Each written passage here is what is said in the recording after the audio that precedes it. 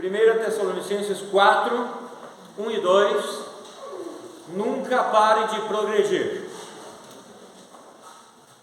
Quanto ao mais, caros irmãos, já vos orientamos acerca de como viver a fim de agradar a Deus. E de fato, assim estáis caminhando. Agora vos rogamos e encorajamos no Senhor Jesus que nesse sentido vos aperfeiçoeis cada vez mais, pois sabeis os mandamentos que vos recomendamos pela autoridade do Senhor Jesus. E quero parar por aqui. Novamente, nunca pare de progredir. Vocês perceberam que esses dois versículos são ricos em um tema: crescer, progredir, avançar, ir para frente. E é claro que Paulo está falando da vida espiritual, mas isso não significa que na nossa vida, no cotidiano, não devemos fazer assim também. O que Paulo está dizendo para os crentes em Tessalônica é: vocês estão indo muito bem, mas precisam avançar. Não parem por aí. Vocês precisam continuar crescendo. Vocês estão indo muito bem. Em um ano eles aprenderam, praticamente um ano, Paulo e Silvano estiveram lá com eles. Eles aprenderam muito, cresceram muito, de uma forma que Paulo pôde até ensinar nos assuntos bem complexos da Bíblia, que é a doutrina da escatologia. Paulo ensinou para eles isto.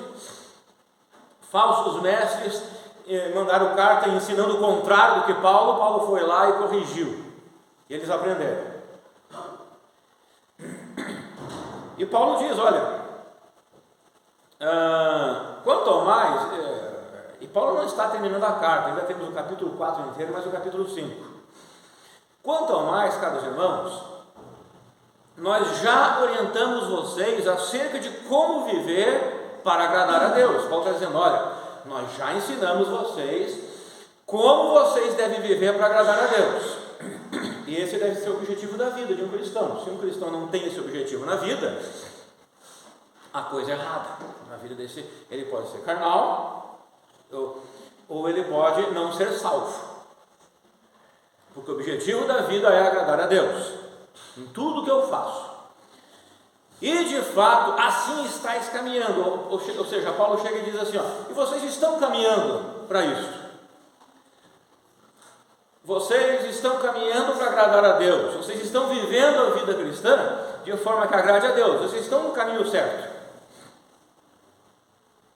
Agora vos rogamos. Paulo então roga e encoraja. Então ele roga, ele pede intensamente para aqueles crentes, e ele encoraja aqueles crentes, dá um encorajamento para aqueles crentes. E isso que ele faz, o rogar e o encorajar, é no Senhor Jesus. Que nesse sentido, no sentido de continuar vivendo para agradar a Deus, vocês se aperfeiçoem cada vez mais. Ou seja, não parem por aí, continuem crescendo. Irmãos, a grande verdade é que,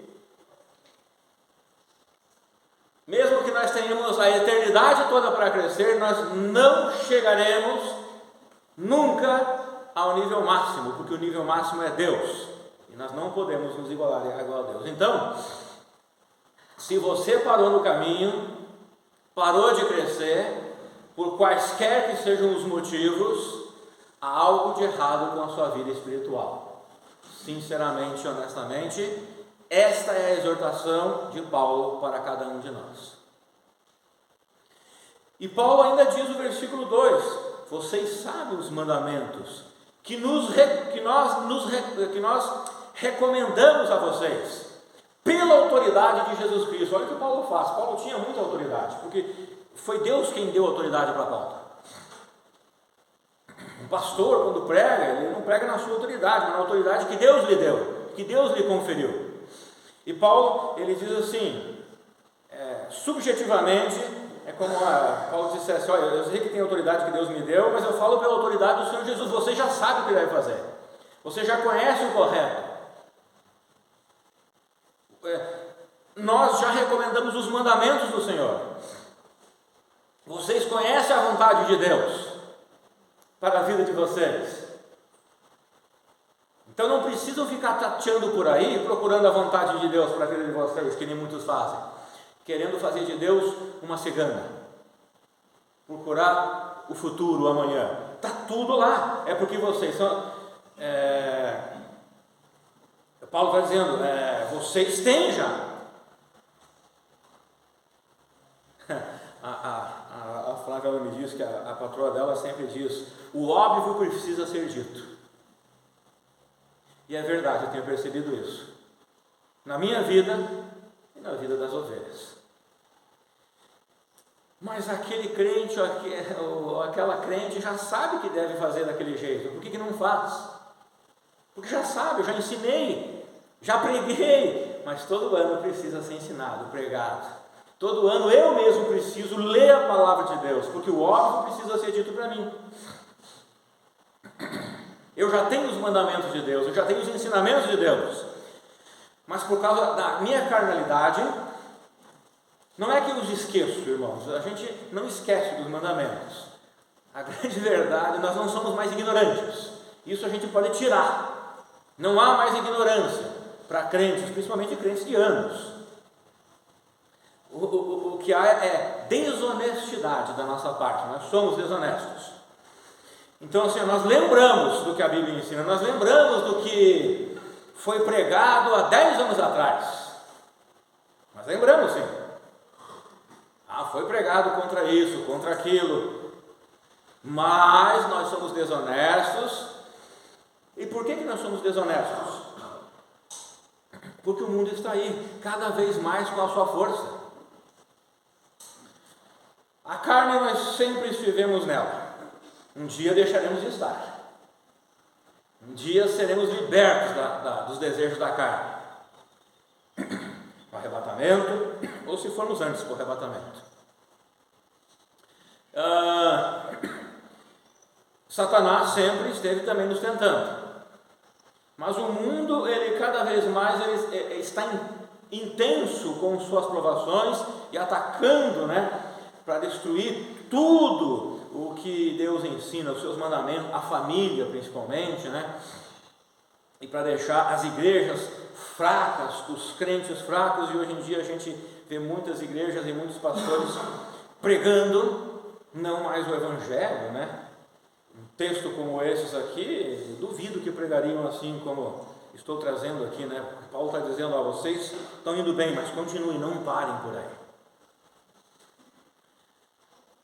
porque é errado parar.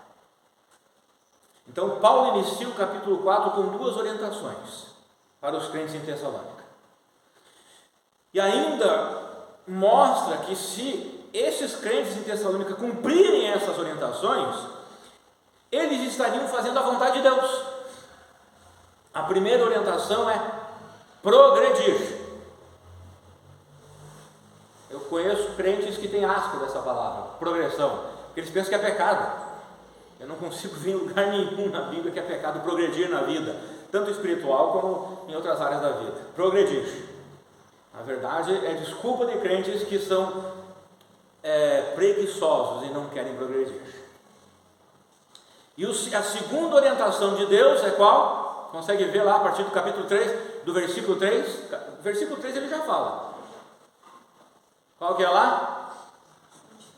Santificação. E santificação em várias questões. O que é santificação? Eu não quero pregar isso agora, mas só dando aí um spoiler, Santificação é me separar de quem?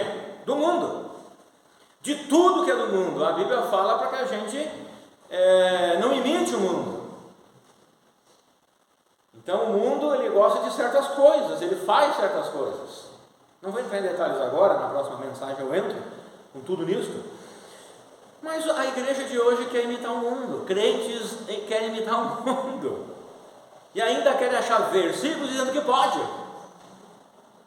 Só que Paulo usa um exemplo de santificação naquele texto. Qual é lá, pastor Eduardo, que o senhor respondeu lá? Santificação. Qual é o exemplo que ele usa?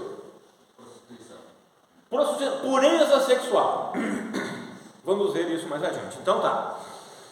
Paulo diz que ele dá duas orientações, e se os crentes tessalonicenses seguirem essas duas orientações, esses crentes estariam fazendo a vontade de Deus. Então, pare de ir em oração a Deus, querendo fazer Deus de uma cigana, querendo fazer de Deus uma bola de cristal para saber o teu dia de amanhã. Vá ler a Bíblia. Lá está escrito. Leia 1 Tessalonicenses 4, você vai descobrir a vontade de Deus. Muitas vezes nós queremos saber a vontade de Deus específica em nossas vidas por causa que nós somos egoístas. Porque nós queremos ver se a coisa vai dar certo, se o meu futuro vai ser brilhante e de sucesso.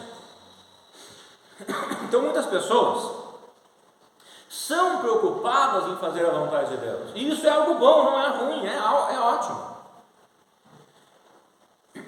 Desejar fazer a vontade de Deus é algo ótimo. Todo crente, pelo menos, deve ter esse desejo em seu coração. Todo crente. Então o problema surge quando um filho de Deus quer fazer dele, um amuleto, sei lá, algo, como eu falei, uma cigana, uma bola de cristal, para descobrir o futuro, para poder fazer escolhas de sucesso para a sua vida. Irmãos, a escolha de sucesso para a minha vida é o que a Bíblia ensina. Então, a Bíblia ensina a fazer todas as escolhas que Deus aprova, que agradem a Ele, porque o versículo está falando isso, o texto está falando isso. Finalmente, irmãos, nós vos rogamos e exortamos no Senhor Jesus, que como de nós recebestes, quanto à maneira por que deveis viver e agradar a Deus. Então, a maneira que vocês vivem é a maneira que agrada a Deus, porque é a vontade dEle, que agrada a Ele. Mas a preocupação de Paulo aqui não era com o sucesso profissional e nem com o sucesso amoroso, que é o que as pessoas procuram, não é isso? Eu conheci a Cristo com 18 anos, antes dos 18 anos era isso que era me ensinado, Você tem que procurar o sucesso profissional e o sucesso amoroso na sua vida. É isso que os incrédulos estão procuram, A preocupação de Paulo não era esta. Isso é em segundo plano, sim. Mas a preocupação de Paulo era agradar a Deus com a minha vida, independente da minha profissão, independente da minha vida amorosa, independente se eu sou casado ou solteiro, independente se eu nunca vou casar, independente se eu sou viúvo, independente da minha situação, se eu sou casado ou solteiro, Então, a preocupação de Paulo era com o seu sucesso, o sucesso espiritual daqueles crentes, ou seja, eles deveriam crescer, se aperfeiçoar, progredir. E o objetivo não era profissional nem amoroso, mas agradar a Deus. Então o que eu quero tratar aqui são duas características para a vida cristã: o progredir e o separar. Quero tratar dessas duas coisas, o progredir e o separar. E hoje eu vou tratar somente, nesse momento, do progredir. Então, de novo o versículo 1, alguém pode ler bem alto o versículo 1, por favor? Finalmente, irmãos, vos rogamos e exortamos no Senhor Jesus, que assim como recebemos de nós, de que maneira convém andar e agradar a Deus, assim andai, para que possais progredir cada vez mais. Ok.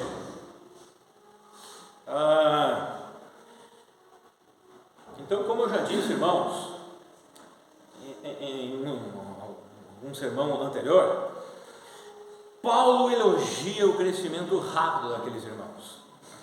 E aqui, mais uma vez, Paulo confirma que os tessalonicenses estavam no caminho certo, de uma vida cristã que agradava a Deus. Isso é maravilhoso, ouvir isso. É bom ouvir isso. Irmãos, eu posso dizer que a nossa igreja está no caminho certo. Tem procurado crescer, se desenvolver, mas não podemos parar. Não podemos ficar por aí. Se você olhar no capítulo 5, Paulo ele vai tratar com uns 5 tipos de crentes que atrapalham o crescimento da igreja. Como tratar com esses crentes? Nós vamos chegar lá no capítulo 5. De repente você se encaixa em um desses tipos de crentes, então você pode, poxa, eu me encaixo ali, eu preciso melhorar aqui. E Paulo ensina então como a liderança da igreja, uma liderança deve trata esses 5 tipos de crentes que atrapalham o crescimento da igreja. Crentes carnais, crentes que não são espirituais, crentes fofoqueiros e assim por diante. Ele trata disso, como ajudar esses crentes a saírem dessa vida, desse caminho, para destrancar o cadeado, né, as correntes que não deixam a igreja crescer. Mas nós vamos chegar lá também, né? Tem muita coisa até lá, né? Nós estamos aqui nos versículos 1 e 2 apenas, né? E crescimento espiritual, irmãos, ele tem muitas características, mas uma delas não é uma pessoa que tenha poder, tenha autoridade para mandar e desmandar, não é isso. É com minhas atitudes agradar ao Senhor Deus. Então Paulo diz, ele confirma nesse versículo para os crentes tessalonicenses: olha, vocês estão no caminho certo, vocês estão bem, mas não é suficiente. Já pensou? Essa era a maneira de Paulo encorajar a igreja de Tessalonicenses. Já pensou Paulo chegando para mim: Rafael, você está no caminho certo, você está indo bem, mas ainda não é suficiente. Puxa vida, mas é tanto sacrifício e esforço, ainda não é suficiente? Não é suficiente. Mas era uma forma de encorajar: vocês estão indo bem, gente, vocês estão crescendo, mas precisem mais, precisa continuar crescendo. Era o que Paulo está dizendo para ele: não é suficiente, gente. Aqueles irmãos deveriam continuar a crescer, isto é, eles deveriam progredir no aperfeiçoamento, em viver a vida cristã de acordo com os preceitos bíblicos para agradarem a Deus. Então o texto mostra que o crente que para de crescer não irá agradar a Deus. Essa é a grande verdade. Ele não vai agradar a Deus, ele parou de crescer. Alguns se converteram e cresceram um pouquinho e mais nada. Outros cresceram um monte e pararam. Outros retrocederam. Ele não está mais agradando a Deus. Pastor, eu protesto, mas eu fiz muito no passado. E Deus vai dizer: ótimo, o passado passou, e agora? E o presente? O que está fazendo agora para me agradar? Você não está me agradando mais agora. O passado, ok.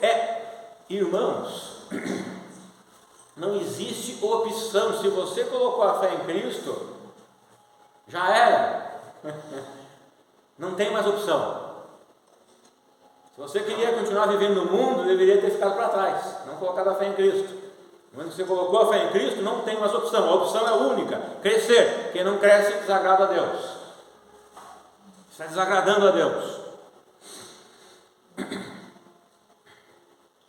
Então isso quer dizer que não é suficiente chegar num certo nível e não desejar mais progredir. Há crentes que têm asco, né, como eu já falei, da palavra progressão, porque pensam que é pecado progredir na vida. Mas muito pelo contrário, um crente só agrada a Deus se estiver progredindo na vida cristã. Na versão atualizada nós encontramos as palavras continue progredindo cada vez mais. Muitos de vocês estão com a versão atualizada aí. Não diz assim lá, no versículo 1? Continues progredindo cada vez mais, ao invés das palavras que eu li na King James, vos aperfeiçoeis cada vez mais. Quer dizer a mesma coisa. A palavra no original significa o seguinte: olha o tanto de palavras que uma palavra lá no grego significa aqui, para vocês terem ideia. Ter em abundância, ter mais do que o suficiente, transbordar mais do que o suficiente. Ah não, tá bom aqui, sabe aqueles crentes assim, Não, tá bom aqui, tá, isso tá bom assim, na vida dele é assim, tá bom assim. Não quer ir para frente, para mais nada. Transbordar, ter uma quantidade excessiva de algo. E eu nem coloquei aqui a palavra grega, até esqueci. Variando de excesso moderado a grau muito grande de excesso. Então, ter uma quantidade excessiva de algo, variando de excesso moderado a grau muito grande de excesso. Quando você coloca a sua fé em Cristo, Deus lhe dá vida espiritual em excesso. Ele não dá um pouquinho aos poucos, Ele dá em excesso, bastante, muito. O problema é que nós muitas vezes vamos acabando com aquele excesso e não recompomos. Olha o resto. Estar acima. Estar acima não é estar na média. Não, está bom aqui na média. Não, é estar acima da média. Existir em plena quantidade. Ser aumentado. Ser avançado. Tornar-se mais proeminente. Então assim, eu já sou proeminente na minha vida espiritual. Agora, para honrar a Deus, agradar a Deus, não sou proeminente para me aparecer na frente dos outros, para me aparecer nas igrejas de Curitiba, aqui na minha igreja, entre as celebridades, eu quero ser o tal, ou a tal. Não é isso que ele está falando aqui. A minha vida espiritual é proeminente. Ser abundantemente dotado, ricamente imobiliado, abundar no desempenho, ser possuidor de plena suficiência, ser um ganhador.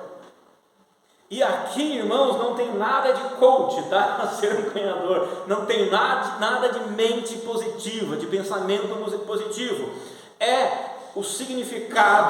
São os significados daquela única palavra grega, que na área está progredir, na King James aperfeiçoar.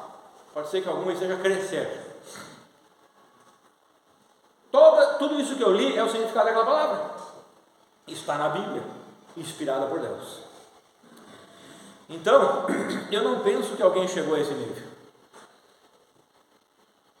É um nível alto, né? Eu não cheguei, pelo menos. Eu li, quando eu comecei a ler esses significados lá no dicionário grego, pode olhar lá, irmão, depois. O irmão Klaus está estudando grego.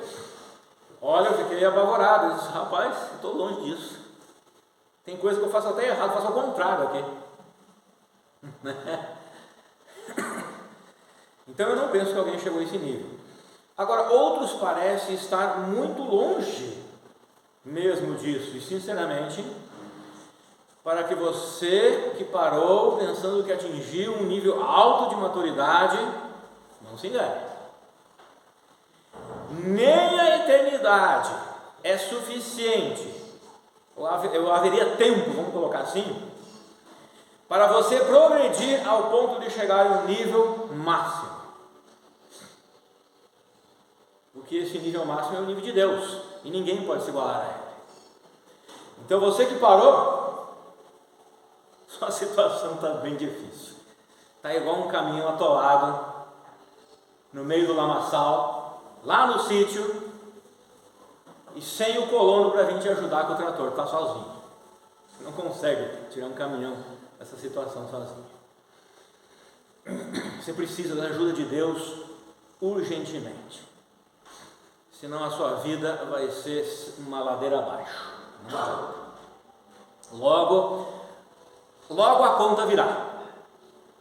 Logo a conta virá. Então eu sinto muito em lhe dizer que se você chegou a um certo patamar em seu crescimento espiritual e parou por ali, você não está mais agradando o Senhor como requer.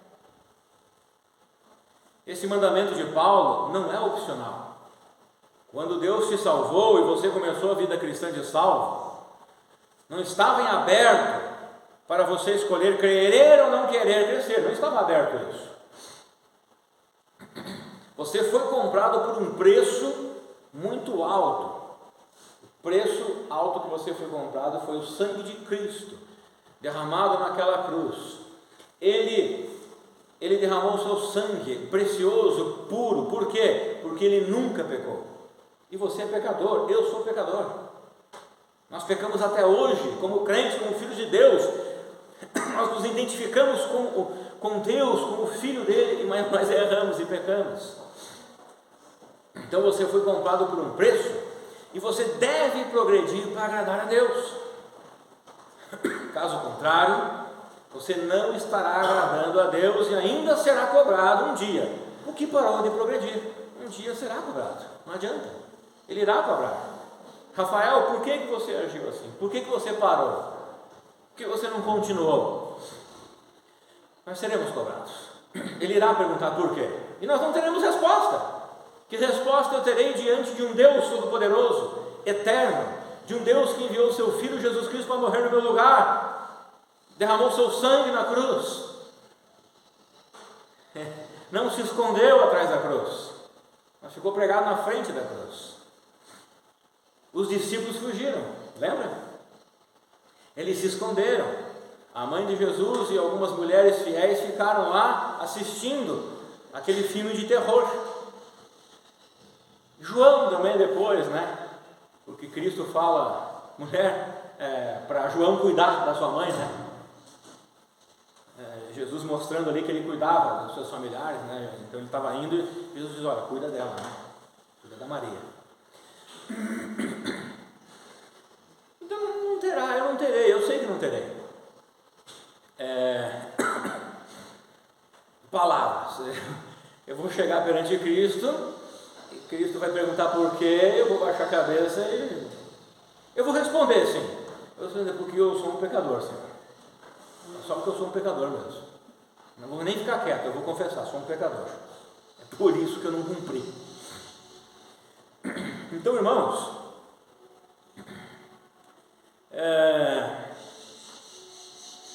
se levante rápido, não demore mais ainda,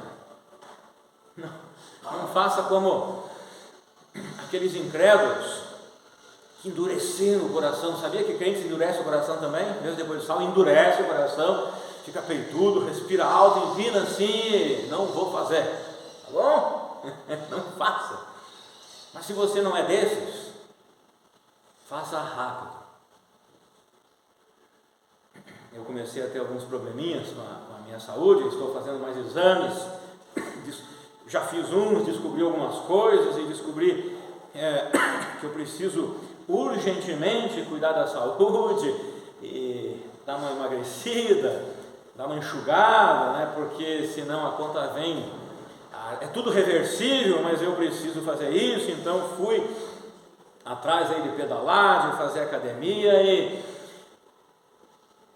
eu pensei, eu tenho que recuperar o que eu perdi, né? Então eu estou, Flávia sabe, né? É chuva, é frio, porque é sério, a saúde é algo sério. Se não cuidar da saúde já era, né? Não adianta eu ficar me orgulhando, né? É algo sério, a conta vem. Então eu estou lá para ver se consigo operar. Então pense que sua saúde espiritual também é algo sério e vai lá e se sacrifique, vá atrás, faça mesmo. No verso 2, Paulo fala que os mandamentos que ele deixou para os Tessalonicenses foi pela autoridade de Cristo. Ele diz o seguinte: pois sabeis os mandamentos que vos recomendamos pela autoridade do Senhor Jesus. Paulo apela para a autoridade divina para mostrar que a progressão na vida espiritual era algo sério e desejoso da parte de Deus. Progredir espiritualmente é obedecer os mandamentos do Senhor. Então, não adianta você recordar do que você fez no passado. É bom ser saudosista? É bom. Eu gosto às vezes de relembrar as bênçãos de Deus na minha vida no passado. É ótimo isso, mas ficar nisso não adianta. Deus poderá lhe dizer o seguinte: ótimo pelo seu passado, muito bem, servo bom e fiel pelo que você fez ontem, você me agradou no passado. E ele pode vir com uma pergunta: por que você não está me agradando agora, no presente? E ele pode vir com outra pergunta: você está se preparando para me agradar no futuro? Porque o que eu planto agora, eu vou colher depois. Uma casa bem construída, um alicerce, vai ser difícil desmoronar. Mas tem casas por aí, construções por aí que não foram bem alicerçadas, estão caindo. Eu contei para o Jeto que o Jeto é construtor, né? E há crentes com grandes histórias. Há crentes com grandes histórias na vida. Só que história faz parte do passado. Mas são crentes que acabaram parando o tempo e não estão mais fazendo história, nem se preparando para fazer história no futuro. Ontem eu estava no comércio e eu falei para a vendedora que eu era pastor de uma igreja batista. Ela perguntou se era conservadora ou não. Eu disse sim, é conservadora. Mas eu perguntei: você? Então eu era de uma batista conservadora. Depois que eu fiquei viúva, eu também fiquei revoltado e não fui mais. Daí eu não quis mais entrar em detalhe, na conversa. A gente estava com a Flávia, a gente tinha outras coisas para fazer. Mas eu fiquei pensando: louca essa mulher. Ela vai ficar a vida inteira revoltada e quando chegar lá diante de Deus, Deus vai cobrar ela ainda. Não adianta ficar revoltada, não adianta. Ainda é pior se revoltar. Às vezes nós ficamos revoltados, não ficamos? Às vezes eu fico revoltado, mas seja esperto que eu digo é sábio, Ou seja, se você ficar revoltado, que a tua revolta não dure muito tempo, porque vai ser pior para você. Então logo eu vou lá perante Deus: Senhor Deus, me perdoe, me ajude com isso, com aquilo. Se você ficar revoltado, você não afeta a Deus em nada, a sua revolta. A sua indiferença para com as coisas de Deus não afeta a Deus em nada. Você é sempre o prejudicado. Bom, se não afeta a Deus em nada, então ele vai... e daí? Então não preciso melhorar? Precisa. O que não afeta a Deus em nada, mas afeta a obra de Deus, afeta a igreja de Cristo, e Ele vai te cobrar se você está atrapalhando o crescimento da igreja. Constant escreveu o seguinte a respeito de progredir espiritualmente para agradar a Deus obedecendo aos seus mandamentos: estes expressam sua vontade e traçam um curso seguro para o cristão, conduzindo-o com segurança à meta da maturidade espiritual. Estes, os mandamentos de Deus, a obediência aos mandamentos de Deus, expressam a vontade de Deus. Olha que interessante: quando Deus deu os mandamentos dele para a sua igreja, para os seus filhos, Deus estava expressando para mim e para você a vontade dele. Esta é a minha vontade, Rafael. Não precisa toda hora vir em oração ficar pedindo isso ou aquilo, para que campo que eu vou?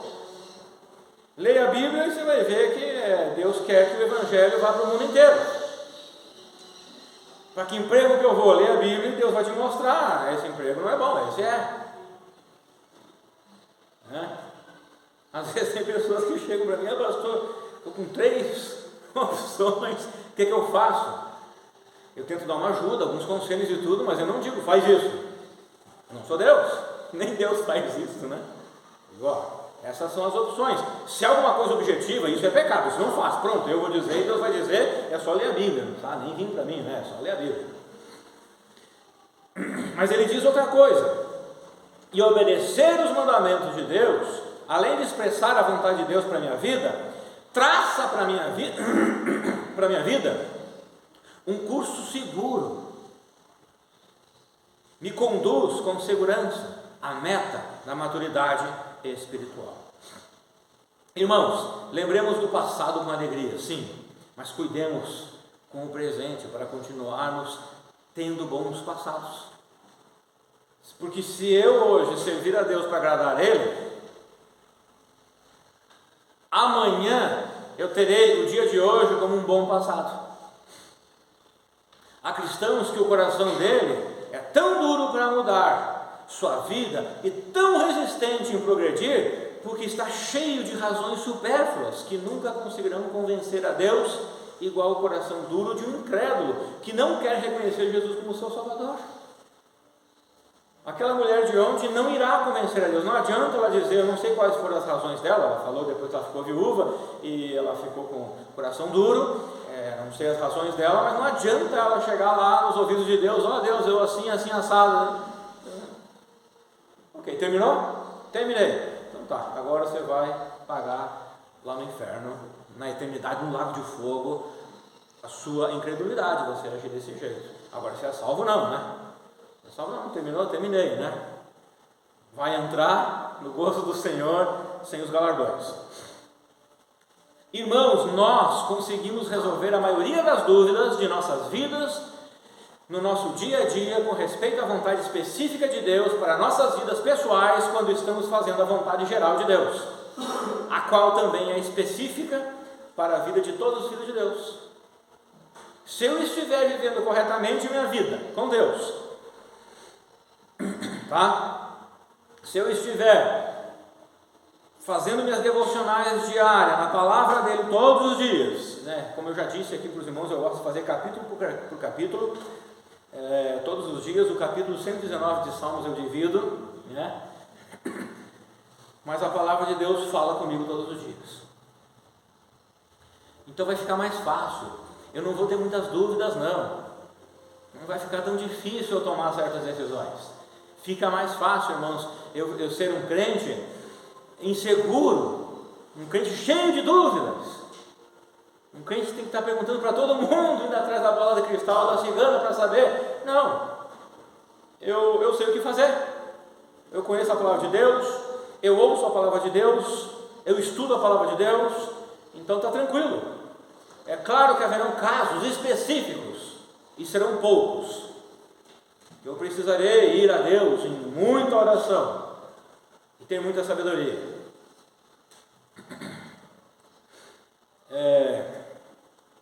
Eu tenho assim na minha filosofia de ministério, existem várias filosofias de ministério, eu tenho a minha filosofia de ministério, e geralmente, às vezes a pessoa diz, mas tem que resolver aquele negócio lá com aquela pessoa, né? Eu, calma, vou resolver, mas vamos deixar Deus primeiro agir, vamos ver o que Deus vai fazer. Se eu fazer agora, pode ser que dê um rebuliço, algum problema mais sério, então deixa Deus humilhar, pisar em cima, no bom sentido, né? Deixa Ele modificar lá, até a pessoa ficar com o coração, poxa vida, eu preciso realmente de uma palavra de orientação, de exortação. Quero terminar com essa experiência. Quando eu era criança, eu fui o primeiro filho, né? Então eu gostava muito de ficar com a minha mãe em casa, eu gostava. Minha mãe fazia lá todos os serviços, e eu gostava de ficar com ela, pequenininho, né? E na minha cabeça eu nunca imaginei que eu ia crescer, né, chegar aos 7 anos e ia ter que ir para a escola, né? Para mim eu ia ficar a vida inteira com a minha mãe. Mas chegou aos 7 anos, naquela época não tinha esse negócio de creche, não sei o que, coisa nada, né? Aos 7 anos ia para a escola. Minha mãe disse, vai para a escola ano que vem. Não, eu quero ficar em casa da senhora, vai para a escola. Chegou o grande dia. Ela me pegou 30 quadras, mais de 30 quadras acho que era. Tinha uma escola perto, era 3 quadras, mas aquela escola de 3 quadras era ruim, ela queria me colocar na escola melhor, era tudo do estado, mas uma era pior que a outra, né? E daí ela me levou 30 quadras, e eu naquela via crucis lá, né? Cheguei na escola, a senhora vai ficar comigo? Não, você vai ficar sozinha. Não, pelo amor de Deus, mãe, não me deixe sozinha aqui não. Me deixou, me entregou para a mulher lá, a professora, e eu me senti como um cachorro abandonado. Não é possível, minha mãe me abandonou aqui. e foi-se embora. Ela não foi-se embora aquele dia, o primeiro dia ela ficou me olhando, né? Eu apavorado, minha mãe me abandonou, eu estou abandonado, eu não queria isso para a minha vida. Mas eu precisava crescer. Entrei na sala de aula, um monte de amiguinhas, não queria ninguém. Eu olhei assim, daí colocaram sentados aqui perto da janela, né? Beleza. E assim foi, passou umas 2, 3 semanas, fui me adaptando, não estava gostando. Quando chegou na 4ª semana, ela disse, novidade, a partir de segunda-feira, domingo, você vai e volta sozinho, tá? Não, pera aí tá demais. 30 quadras, 7 anos de idade sozinho? Sim, você não vai falar com ninguém na rua, você não vai cumprimentar ninguém, você vai, reto. E foi o que eu fiz. Mas não fala com ninguém. Uma vez um homem me chamou, que ele queria lá, estava o carro estragado, ele queria que eu acelerasse lá para ele. Não, passei de largo e fui embora, né? Minha mãe ensinou assim e assim. Então foi outra parte difícil para a minha vida, ter que ir a pé 30 quadras, voltar e voltar. Depois fiz umas amizades lá que moravam perto de mim, e daí a gente era em 3, nós éramos em 3, só que eu sempre brigava com os outros 2. Daí ficava um atrás, outro na frente, outro lado da rua, assim, né? Os 3, ninguém se separava, mas ficavam andando juntos. Muito bem, precisei progredir na vida, não queria. Quando eu descobri,